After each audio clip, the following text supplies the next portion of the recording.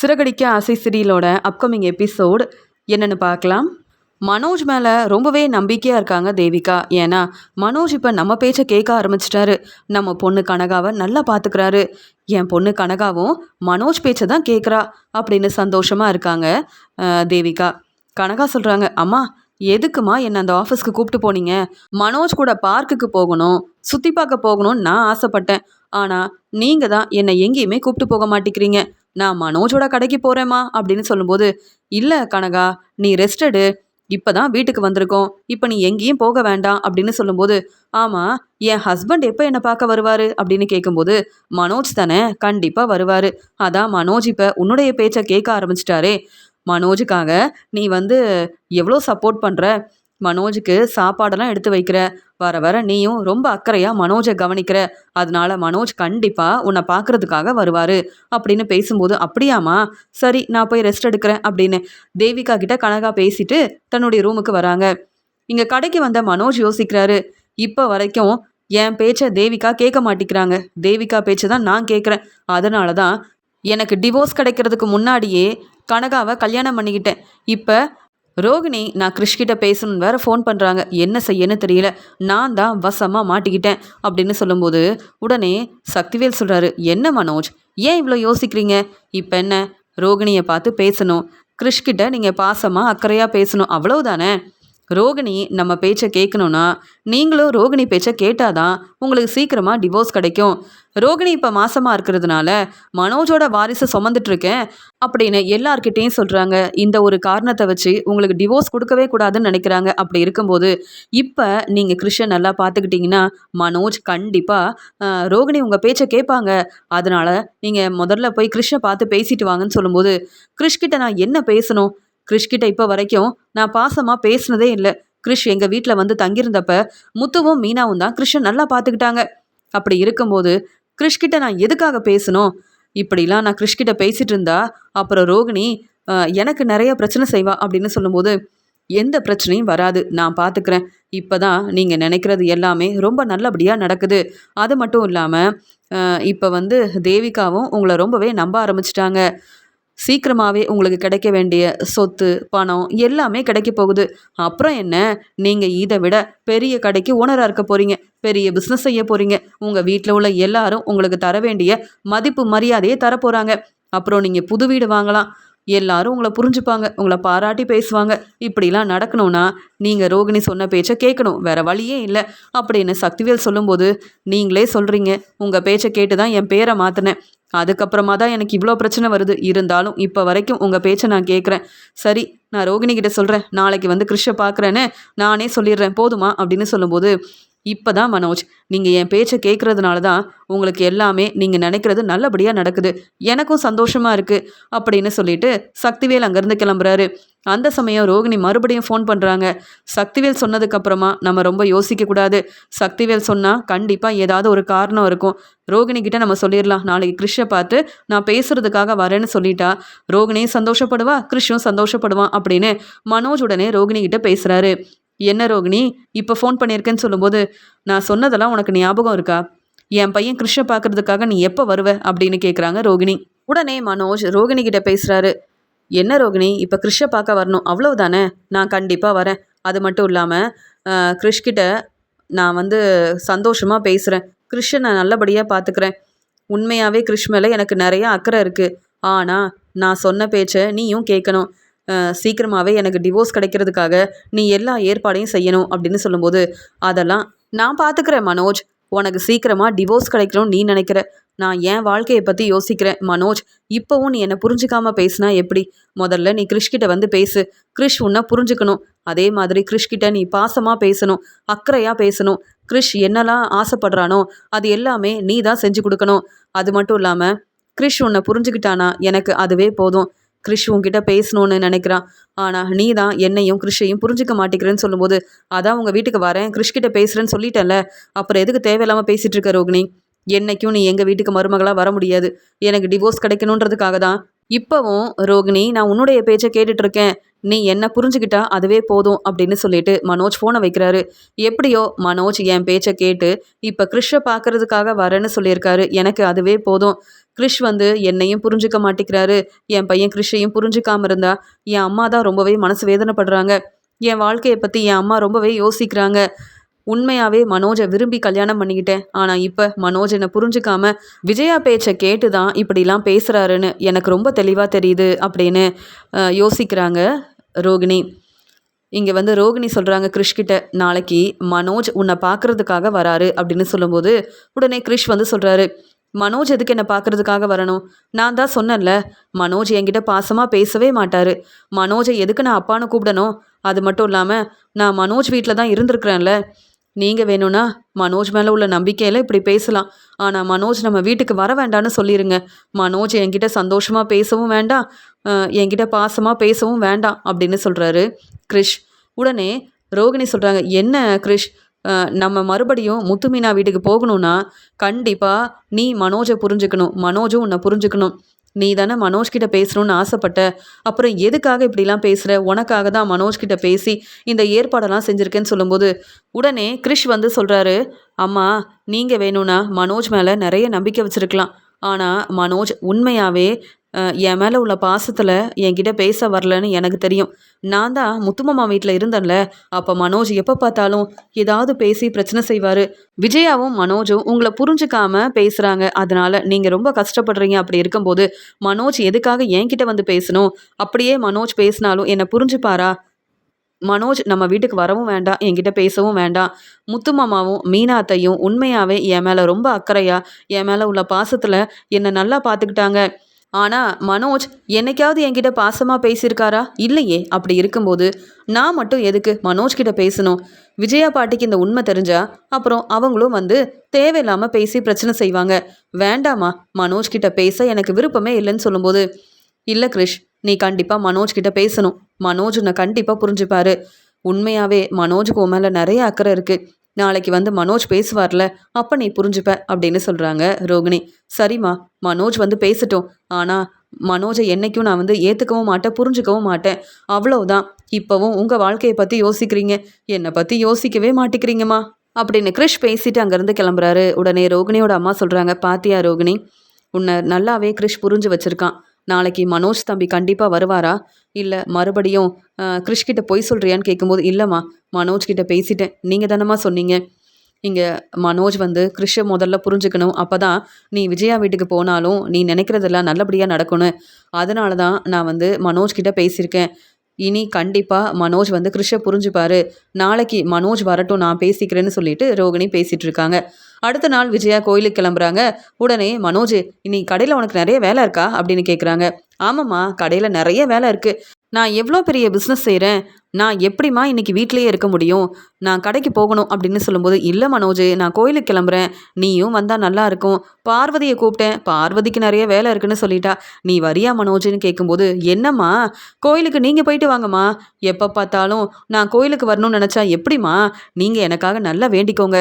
சீக்கிரமாக நான் நினச்சது எல்லாமே நல்லபடியாக நடக்கணும்னு வேண்டிக்கோங்கம்மா.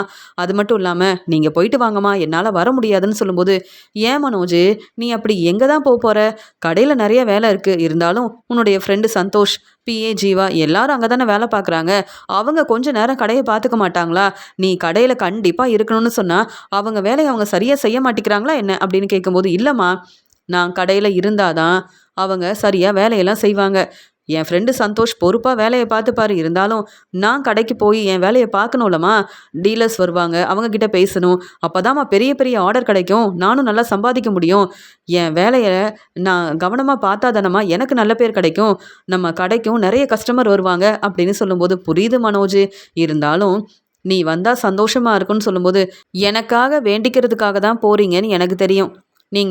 நீங்கள் போயிட்டு வாங்கம்மா, நான் கடையில் இருக்க வேலையை பார்த்துக்கிறேன் அப்படின்னு சொல்லிட்டு மனோஜ் உடனே அங்கேருந்து கிளம்புறாரு. ஏன்னா ரோகிணியை பார்த்து பேசணும், ரோகிணி வீட்டுக்கு வரணும், கிறிஷ் கிட்ட பேசணும், கிறிஷை பார்க்கறதுக்காக கண்டிப்பாக வருவேன்னு சொல்லிட்டேன். அங்கே போகாமல் இருந்தால் தான் எனக்கு நிறைய பிரச்சனை வரும். அதனால கண்டிப்பாக நான் போகணும் அப்படின்னு உடனே அங்கே கிளம்பி வராரு மனோஜ். மனோஜ் கடைக்கு போகாமல் இங்கே ரோகிணியை பார்க்கறதுக்காக வராரு. ரோகிணி, வா மனோஜ், ரொம்ப நாள் கழிச்சு என் வீட்டுக்கு வந்திருக்க. மாதம் மாதம் எனக்கு தர வேண்டிய பணத்தை கொடுக்கறதுக்காக வந்தேன். அதுக்கப்புறம் என் வீட்டு பக்கமே நீ வரல மனோஜ். இன்னைக்கு நீ வருவேன்னு தெரியும். உனக்காக தான் சாப்பாடெல்லாம் ஏற்பாடு பண்ணியிருக்கேன் மனோஜ். நானே உனக்காக சமைச்சிருக்கேன் மனோஜ் அப்படின்னு சொல்லும்போது, நீ எதுக்கு இந்த வேலையெல்லாம் செய்யணும்? கிறிஷ் கிட்ட பேசணும்னு சொன்னேன், அவ்வளவுதான். கிறிஷை பார்க்கறதுக்காக வந்துட்டேன். நீ சமைச்ச சாப்பாடெல்லாம் என்னால் சாப்பிட முடியாது. ஏற்கனவே எனக்கு உதவி செய்கிறேன் தான் என் கடைக்கு வந்த.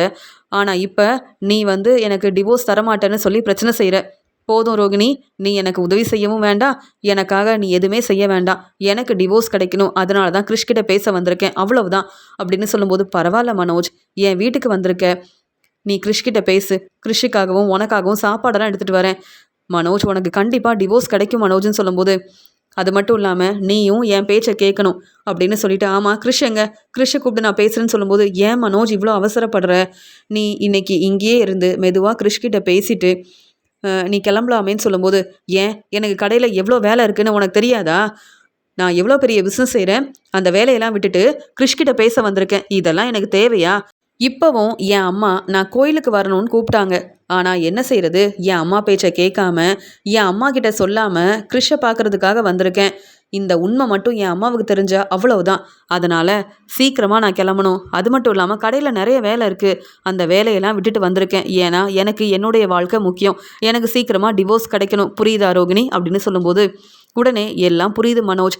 கிறிஷ், நீ மனோஜ் கிட்ட கொஞ்ச நேரம் பேசு கிறிஷ் அப்படின்னு சொல்லும்போது, கிறிஷ் மனோஜ் கிட்ட பேசாமல் அமைதியாக இருக்காரு. உடனே மனோஜ் ரொம்ப கோவமா, பாத்தியா, உன் பையன் கிறிஷ் என்கிட்ட பேச விருப்பமே இல்லை அப்படின்னு சொல்கிறான்.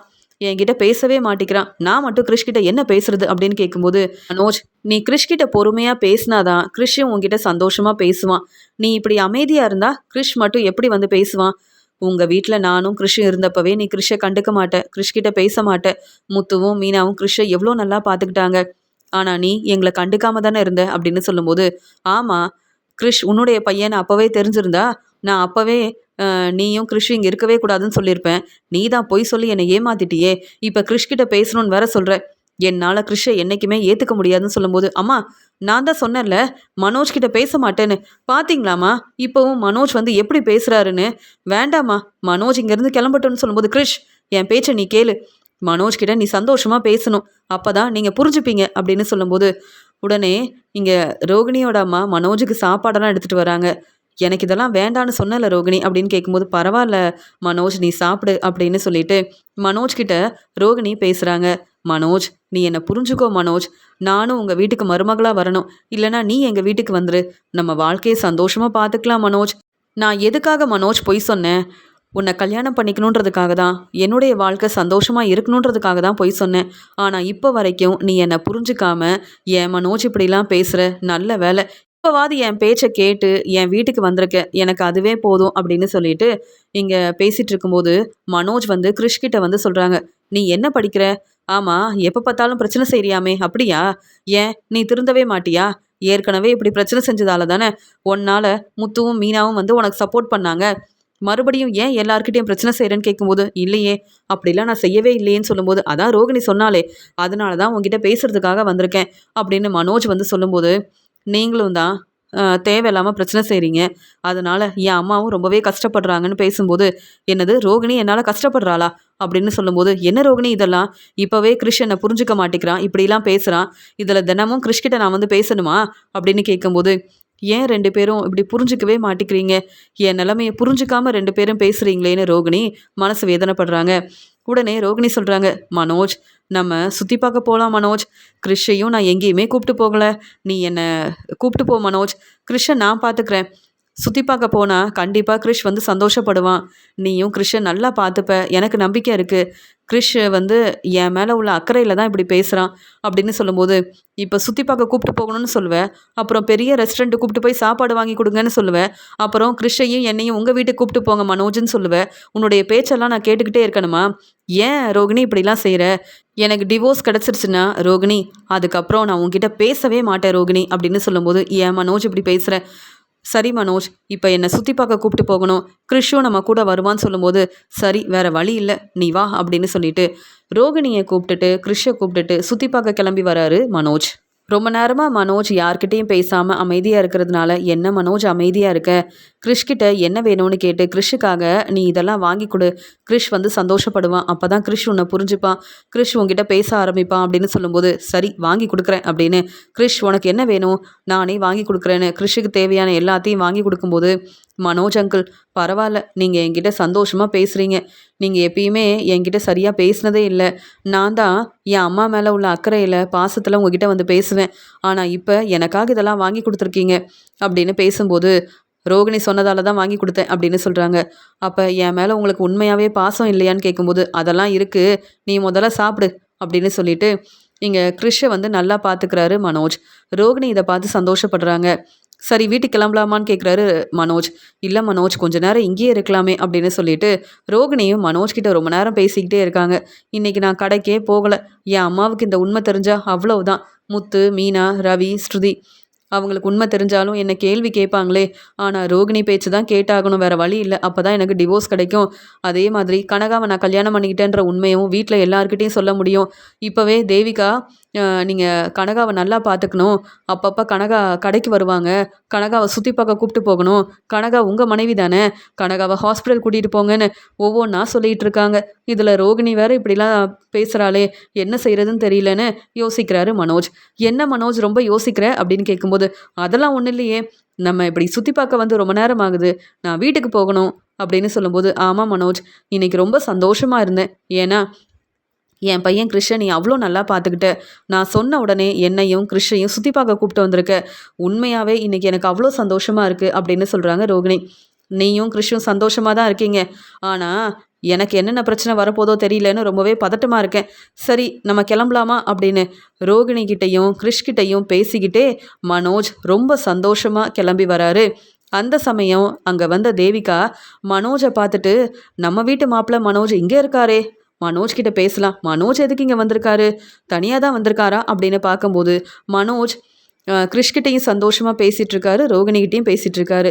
ஆமாம், நம்ம பொண்ணு கனகாவோட கல்யாணத்துக்கு ரோகிணி தானே மேக்கப் போடுறதுக்காக வந்தாங்க, ரோகிணி எதுக்காக மனோஜ்கிட்ட இவ்வளோ சந்தோஷமாக பேசிகிட்டு இருக்காங்க அப்படின்னு யோசிக்கும்போது, கனகா இன்னைக்கு சுற்றி பார்க்க போகணும்னு சொன்னப்ப எனக்கு கடையில் நிறைய வேலை இருக்குன்னு சொன்னார் மனோஜ், ஆனால் இப்போ எதுக்கு இங்கே வந்திருக்காரு அப்படின்னு சொல்லிட்டு தேவிகா யோசிக்கிறாங்க. சரி நம்ம மனோஜ்கிட்ட பேசலான்னு வரும்போது, மனோஜ் வந்து ரோகிணி நீ அப்படியே வீட்டுக்கு கிளம்பு ரோகிணி, நான் கடைக்கு போகிறேன், இப்போ தான் ஃபோன் பண்ணாங்கன்னு சொல்லும்போது, சரி மனோஜ் நீ கிளம்பு அப்படின்னு சொல்லிட்டு ரோகிணி கிறிஷ்கிட்ட பேசிகிட்டு இருக்காங்க. மனோஜ் அங்கேருந்து கிளம்புறாரு. அந்த சமயம் அங்கே வந்த தேவிகா ரோகிணியை பார்த்துட்டு, ரோகிணி எப்படி இருக்கீங்க அப்படின்னு கேட்கும்போது, மேடம் நீங்களா, கனகா எப்படி இருக்காங்க, நீங்கள் எப்படி இருக்கீங்க, கனகாவை கூப்பிட்டு வந்தீங்களா அப்படின்னு கேட்கும்போது, இல்லை நான் மட்டும்தான் வந்தேன். ஆமாம், நீங்கள் மனோஜ்கிட்ட ரொம்ப நேரம் பேசிகிட்டு இருந்தீங்களேன்னு சொல்லும்போது, மனோஜை உங்களுக்கு தெரியுமா மேடம் அப்படின்னு கேட்கும்போது, அதெல்லாம் இருக்கட்டும், நீங்கள் மனோஜ்கிட்ட பேசிகிட்டு இருந்தீங்க, உங்களுக்கு மனோஜை தெரியுமான்னு கேட்கும்போது, மனோஜ் என்னுடைய ஹஸ்பண்ட் தான், என் பையன் கிறிஷ்கிட்ட பேசுறதுக்காக வந்திருக்காரு, அப்பப்போ இப்படி தான் மனோஜ் எங்களை சுற்றி பார்க்க கூப்பிட்டு போக வருவார் அப்படின்னு ரோகிணி சொல்கிறாங்க. கிறிஷ் உங்கள் பையனா அப்படின்னு கேட்கும்போது, ஆமாம், என் பையன் கிறிஷ்கிட்ட சந்தோஷமாக பேசுகிறதுக்காகவும் என்னையும் கிறிஷையும் இங்கே கூப்பிட்டு வந்திருக்காரு, இவ்வளோ நேரம் கிறிஷுக்கு தேவையான ஒவ்வொன்றையும் பார்த்து பார்த்து செஞ்சுருக்கிறாரு மனோஜ் அப்படின்னு சொல்லும்போது, மனோஜ் உங்கள் ஹஸ்பண்டா அப்படின்னு கேட்கும்போது, ஆமாம் அப்படின்னு சொல்கிறாங்க. இல்லையே, மனோஜுக்கு சீக்கிரமாகவே டிவோர்ஸ் கிடைக்க போகுதுன்னு மனோஜ் வந்து சொன்னாரேன்னு கேட்கும்போது, என்ன சொல்கிறீங்க, மனோஜ் எதுக்கு இதெல்லாம் உங்ககிட்ட சொல்லணும்னு கேட்கும்போது, இல்லை ரோகிணி முதல்ல என்கிட்ட உண்மையை சொல்லுங்கள் அப்படின்னு சொல்லும்போது, இல்லை மனோஜுக்கு கண்டிப்பாக டிவோர்ஸ் கிடைக்க போகிறதே இல்லை, ஏன்னா நான் இப்போ மாசமாக இருக்கேன், மனோஜோட வாரிசு சுமந்துட்டுருக்கேன், அதனால் சீக்கிரமாகவே மனோஜ் வீட்டுக்கு நான் வந்து மருமகளாக போக போகிறேன், இத்தனை நாள் நானும் மனோஜும் பிரிஞ்சிருந்தோம், ஆனால் இப்போ நாங்கள் வந்து சந்தோஷமாக ஒருத்தரை ஒருத்தர் புரிஞ்சுக்கிட்டோம், எங்கள் வாழ்க்கையை சந்தோஷமாக பார்த்துக்குறோம் அப்படின்னு ரோகிணி பேசிட்டு அங்கேருந்து கிளம்புறாங்க.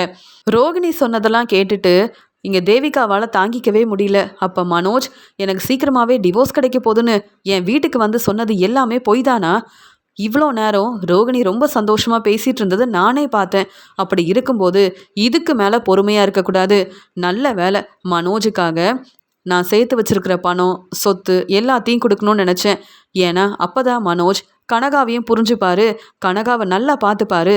மனோஜ் இதை விட பெரிய கடைக்கு ஓனர் ஆகணும்னு மனோஜுக்கு உதவி செய்யணும்னு நினச்சேன். அப்படிலாம் நான் செய்கிறதுக்கு முன்னாடியே மனோஜை பற்றின உண்மையை தெரிஞ்சுக்கிட்டேன். ரோகிணி இப்போ மாசமாக இருக்காங்க, மனோஜோட வாரிசு சுமந்துட்டு இருக்காங்க. அதனால தான் மனோஜ் இப்போ எங்கள் வீட்டுக்கு வரதும் இல்லை, என் பொண்ணு கனகா கிட்ட பேசுகிறதும் இல்லை. மனோஜ் என்கிட்ட சொன்னது எல்லாமே பொய் தான். இப்போவே மனோஜை பார்த்து என்னன்னு கேள்வி கேட்க தான் போகிறேன். மனோஜோட வீட்டுக்கு போனால் தான் சரிப்பட்டு வரும். ஏன்னா மனோஜோட அம்மா விஜயா வந்து ஏற்கனவே என்னை பார்த்துருக்காங்க. ஆனால் என்கிட்ட இந்த உண்மையெல்லாம் சொல்லாமல் மனோஜ் மட்டும் இல்லை, விஜயாவும் என்னை ஏமாத்திருக்காங்க அப்படின்னு சொல்லிட்டு உண்மையை தெரிஞ்சுக்கிட்டு தேவிகா யோசிக்கிறாங்க. உடனே தேவிகா மனோஜோட வீட்டுக்கு கிளம்பி வராங்க. விஜயா அப்படின்னு வந்த உடனே விஜயாவை கூப்பிடுறாங்க தேவிகா. என்ன, நீங்கள் எதுக்கு என்ன கூப்பிடுறீங்க? ஆமாம், நீங்கள் யார் முதல்ல அப்படின்னு கேட்கும்போது, அதெல்லாம் இருக்கட்டும், உன்னுடைய பையன் மனோஜ் எங்க அப்படின்னு கேட்கும்போது, ஏன் பையன் மனோஜா?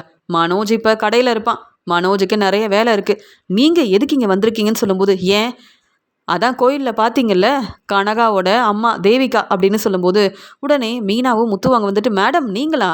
வாங்க மேடம், எங்கள் வீடு தான் அப்படின்னு சொல்லும்போது, அதெல்லாம் எனக்கு தெரியும் முத்து, உண்மை என்னன்னு தெரிஞ்சுக்கிட்டு தானே வந்திருக்கேன்னு சொல்லும்போது விஜயா சொல்கிறாங்க, என்ன உங்களுக்கு டெக்கரேஷன் ஆர்டர் கொடுக்கறதுக்காக வந்திருக்காங்களான்னு சொல்லும்போது, இல்லைம்மா, இவங்க பொண்ணு கனகாவோட கல்யாணத்தில் டெக்கரேஷன் செஞ்சதே நாங்கள் தான்.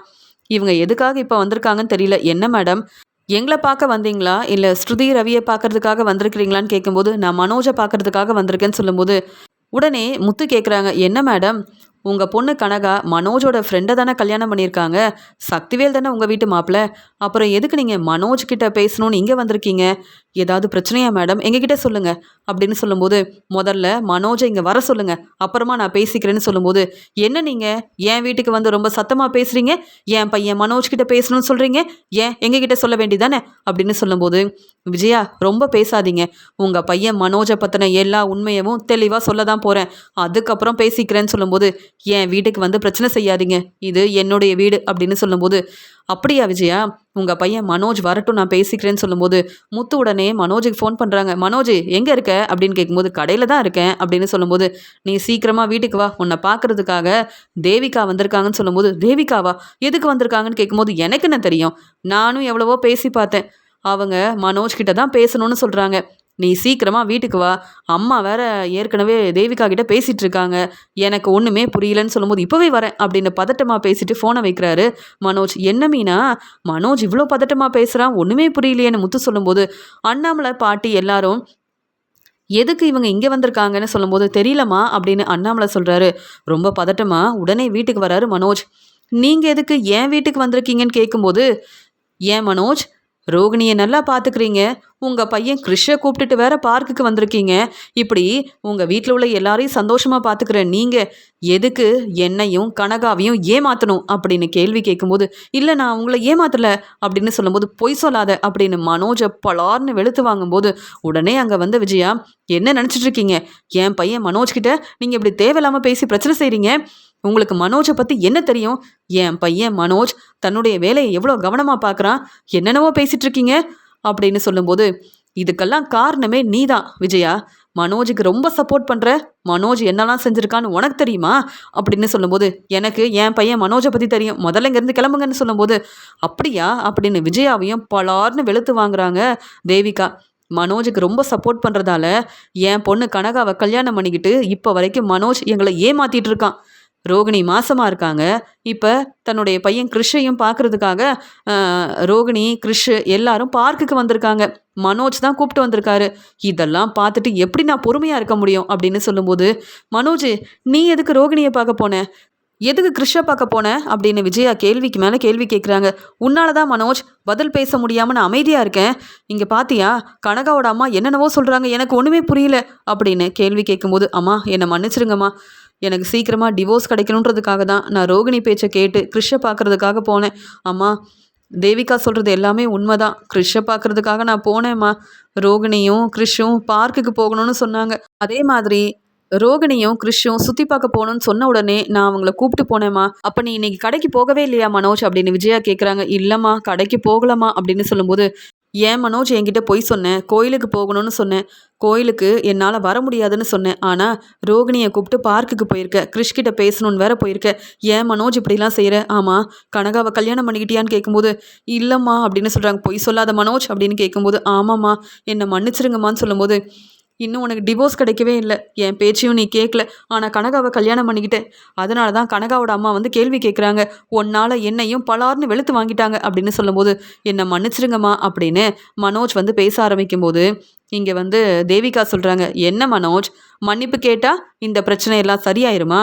நீ செஞ்ச வேலைக்கு இனி நான் பொறுமையாகவே இருக்க மாட்டேன், நீ எங்களை ஏமாத்திருக்க மனோஜ், அதனால் நான் தந்த பணத்தையும் திருப்பி தரணும், அதே மாதிரி உனக்கு நான் சரியான பதில் கொடுக்க தான் போகிறேன்னு சொல்லும்போது என் பொண்ணு கனகாவை நீ கவனிக்கிறதே இல்லை, கண்டுக்கிறதும் இல்லை, ஆனால் ரோகிணியை கூப்பிட்டு பார்க்குக்கு வரியா? இங்கே உன்னுடைய பையன் கிறிஷ்கிட்ட பேசுகிறதுக்காக கிறிஷை வேற கூப்பிட்டு வந்தல்ல, நீ நல்லா அனுபவிக்க போகிற மனோஜ் அப்படின்னு சொல்கிறாங்க தேவிகா. கண்டிப்பாக மனோஜுக்கு டிவோர்ஸ் கிடைக்க வாய்ப்பே இல்லை, ஏன்னா ரோகிணியவும் கிறிஷையும் மனோஜ் ரொம்ப நல்லா பார்த்துக்கிறாரு. மனோஜை நம்பி நான் தான் ஏமாந்து போய் நிற்கிறேன், ஆனால் மனோஜுக்கு சரியான பதில் கிடைக்க தான் போகுதுன்னு மனோஜ் மேலே ரொம்பவே கோபமாக இருக்காங்க தேவிகா.